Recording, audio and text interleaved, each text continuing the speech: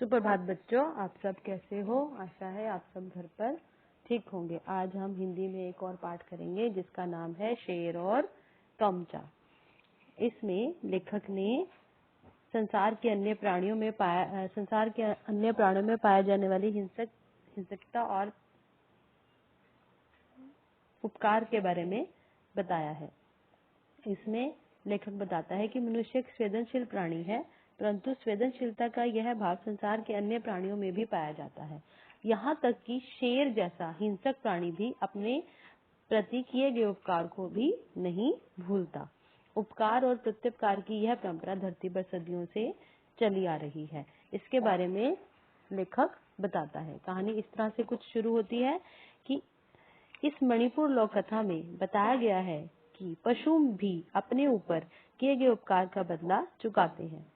बहुत पुरानी बात है, जब मणिपुर को भारत से जोड़ने वाली केवल 2 ही सड़कें थी। यातायात के साधन बहुत कम थे। उन दिनों तोमचा नाम का एक युवक व्यापार करने दूर दूर जाता था और कई महीनों बाद अपने नगर लौटता था। एक बार की बात है, तोमचा 15 महीनों बाद अपने नगर मोइराट लौट रहा था। रास्ते में एक रात वह नागा जाति की मुखिया के यहाँ रुका और वहां से सुबह फिर चल पड़ा। सुबह का दृश्य बहुत सुहावना था। तोमचा अपने कंधे पर लटकी गठरी में स्वर्ण मुद्राएं और जरूरी सामान लेकर जंगल में चला जा रहा था। वह शाम तक विशनपुर गांव के पहुंच जाना चाहता था। दोपहर को एक झरने के किनारे रुककर उसने नहा धोकर एक बांस काटा और उससे नलकी नुमा गिलास बनाया। गिलास बनाते समय उसका हाथ कट गया, जिस पर उसने पास के एक पौधे के पत्ते लगा दिए। समतल जगह पर बैठकर उसने गठरी से निकाल कर गुड़ चिवड़ा खाया और पानी पीकर वह फिर चल पड़ा। पहाड़ की चोटी पर पहुंचकर उसे आगे ढलान दिखाई दी। अब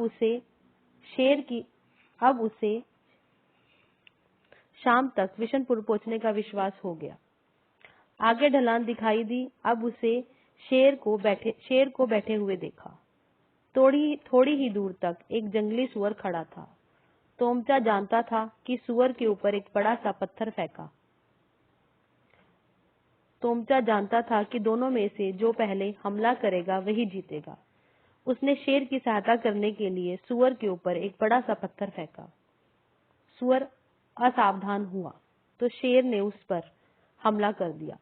तोमचा जल्दी जल्दी आगे बढ़ा। कुछ दूर पर पगडंडी पर उसे सुअर का खून से लथपथ सिर दिखाई दिया। उस पर ध्यान न देकर तोमचा आगे बढ़ गया। थोड़ी देर बाद उसे यह सिर फिर दिखाई दिया। झाड़ियों में बैठा शेर भी दिखाई दिया। उसकी आंखों से कृतज्ञता का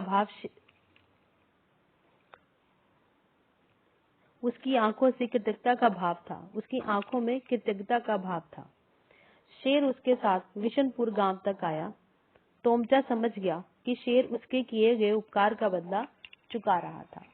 इस कहानी से हमें यही शिक्षा मिलती है कि प्रकृति के सौंदर्य को समझना और उसे प्रदूषण से बचाए रखने का प्रयत्न करना, पशुओं के प्रति सहानुभूतिपूर्ण व्यवहार और जंगली पौधों के औषधीय गुणों का ज्ञान और बुद्धि से संकट का सामना करना बताया गया है। यहीं पर यह कहानी खत्म होती है। अब हम कल इसको जूम मीटिंग में वार्तालाप करेंगे और इसके प्रश्न उत्तर करेंगे। धन्यवाद।